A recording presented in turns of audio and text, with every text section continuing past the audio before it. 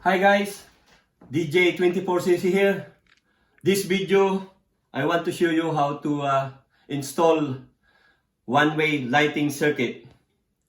To start with, I want to show you all the materials, fittings and tools that I'm going to use. This is the surface box for my switch. This is the switch. I got long nose, screwdriver, Phillips screw, cutter, plier. I got the drill, brown sleeving, earth sleeving, twin and earth cable, and junction box. This is the ceiling rose, lamp holder, a bulb, and different kind of screws and cable clips. Now guys, I'm going to start now to mount the fittings and to run the cable.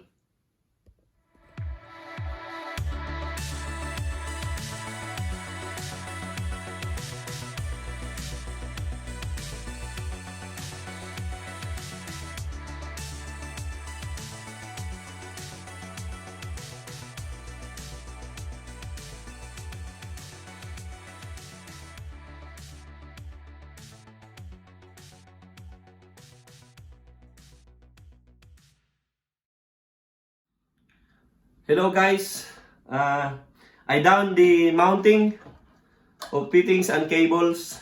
I'm going now to terminate the wire.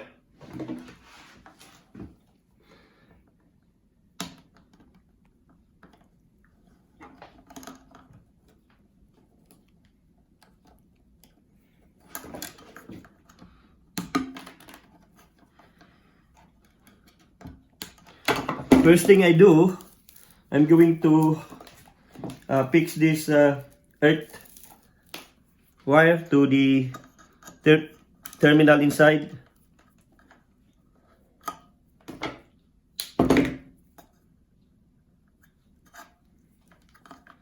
Because I'm using a plastic surface box, so this is how to terminate. I need to double up this wire so that it will fit inside, because the screw and the hole is very big in order to make it connected properly.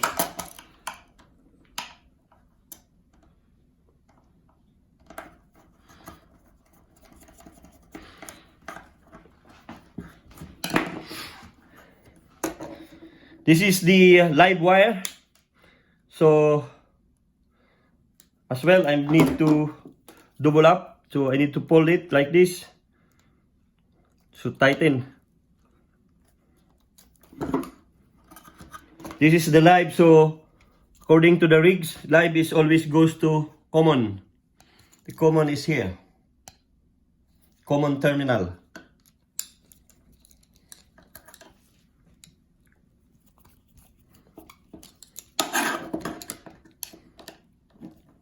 So it should be like this. There is no much copper and showing. It should be inside.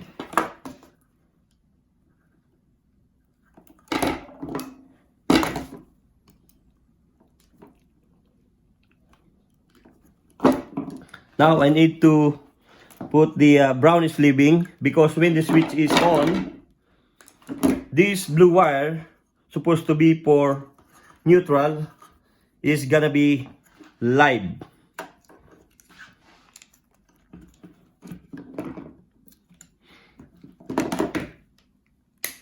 It's become live when the switch is on. So just for identification.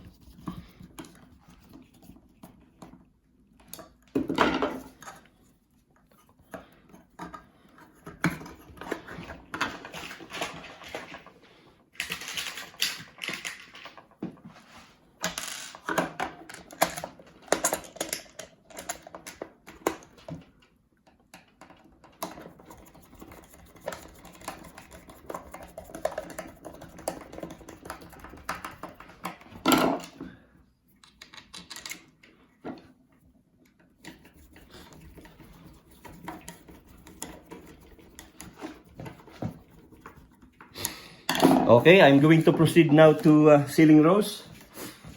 This wire is from the switch.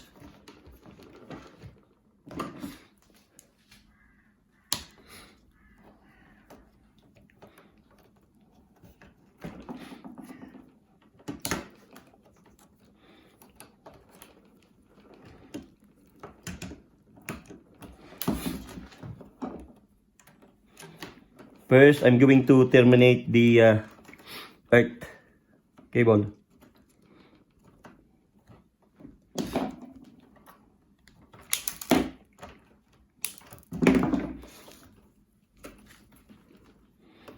We must always put is living, ground is earth is living for CPC.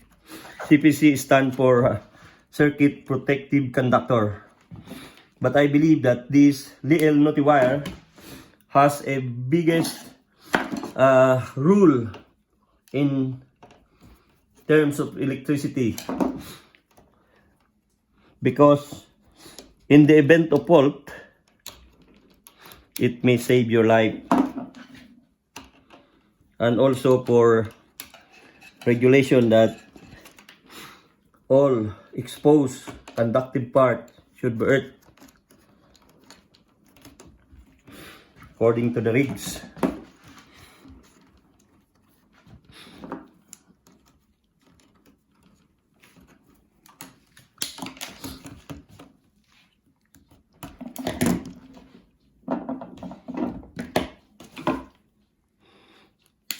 Again, I need to put brown is leaving, that because this is become live when the switch is on.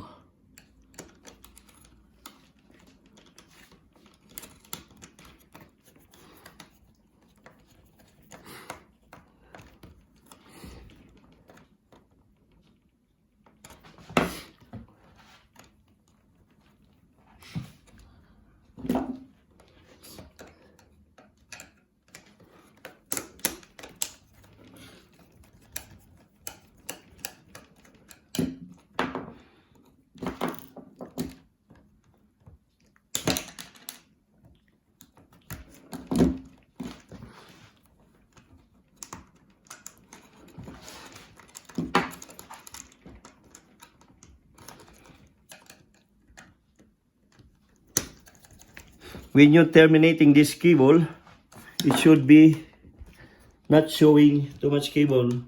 All an uninsulated cable should be inside. Okay, I done the wire from the switch. Now I'm going to do the wire from the supply.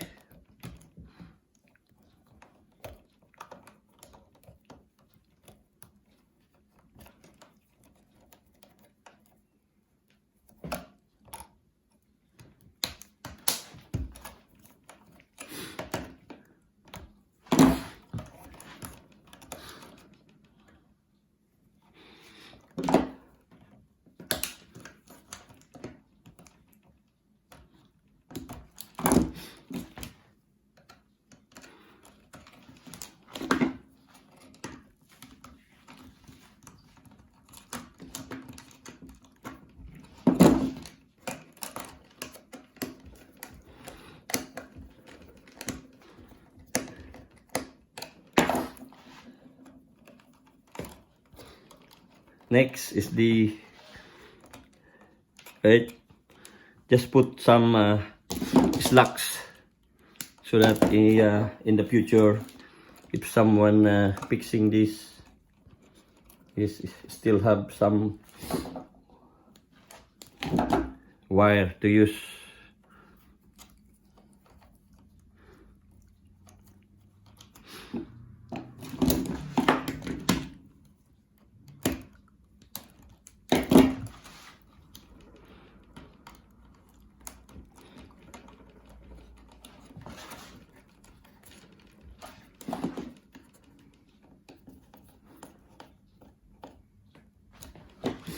And the last one is this supply cable. Sorry.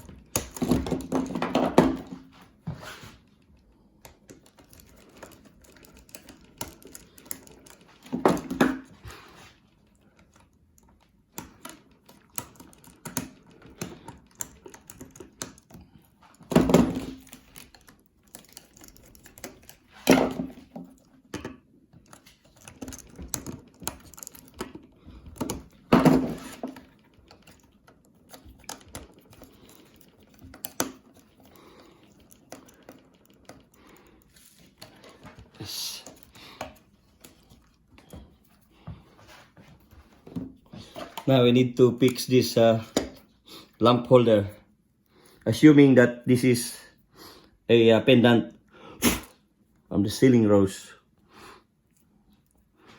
So the neutral, the blue one goes to neutral side.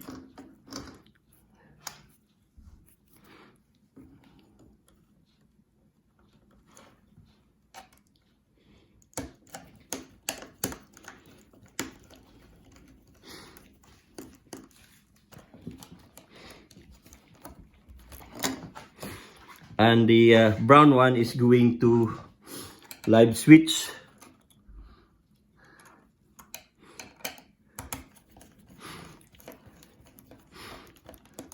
You will see here together with the blue one, but there is a sleeving, brown sleeving. And now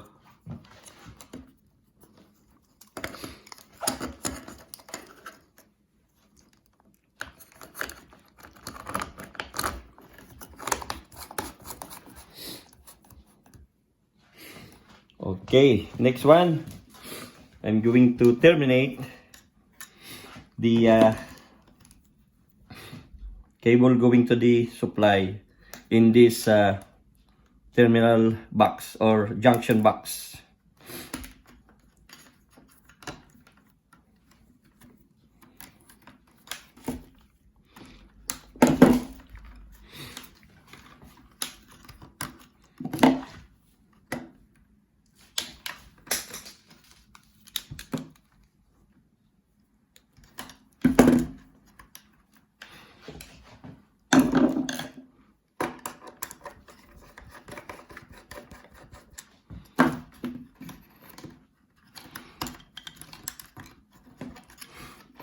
Neutral done.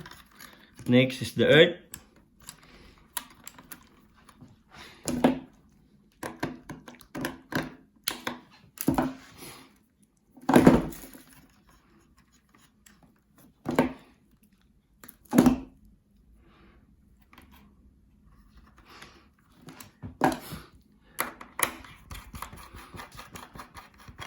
By the way, this cable I'm using 1.5 mils. That's the cross-sectional area of the wire I'm using. This is twin and earth 1.5.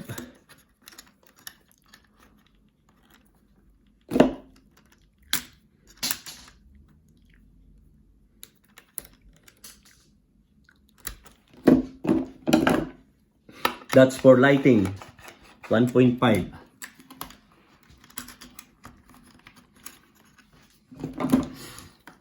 Yeah, I done the cable from the ceiling rose. Now this is the power from power supply.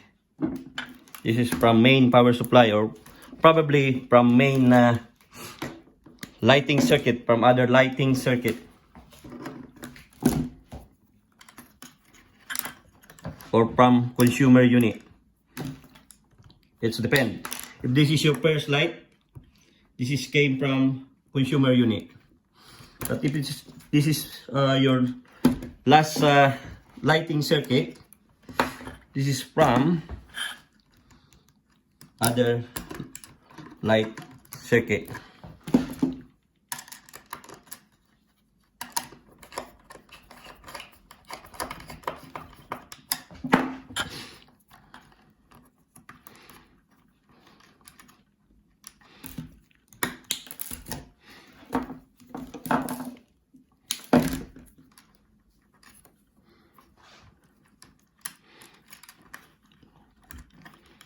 All CPC or earth cable should be have the sleeving.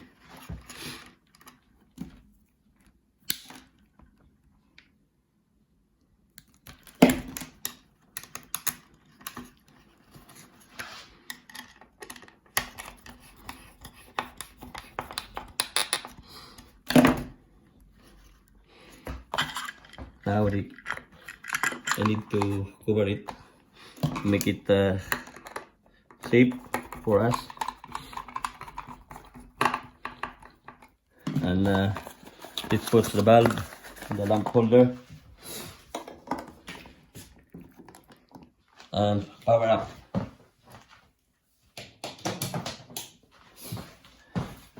Let's see. The light is on. So yeah, my job is done. This is a series for my video. Now I'm going probably next I'm going to do the one light controlling by 2 switches or probably 3 switches. But I'm going to do it in the next video. See? On and off.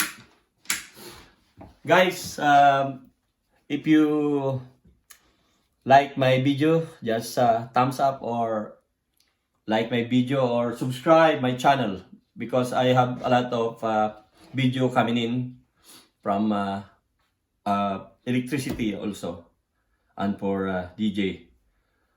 Thank you for watching. Reminders, if you are not competent or probably not qualified to do this, I advise you not to force you to do this because electrical is very dangerous. And I just want to show you how to do it. This is like the to show you, not to be proud, but just want to show you my skills. Probably I can help some. Okay, thank you, and God bless everyone. I hope you enjoy.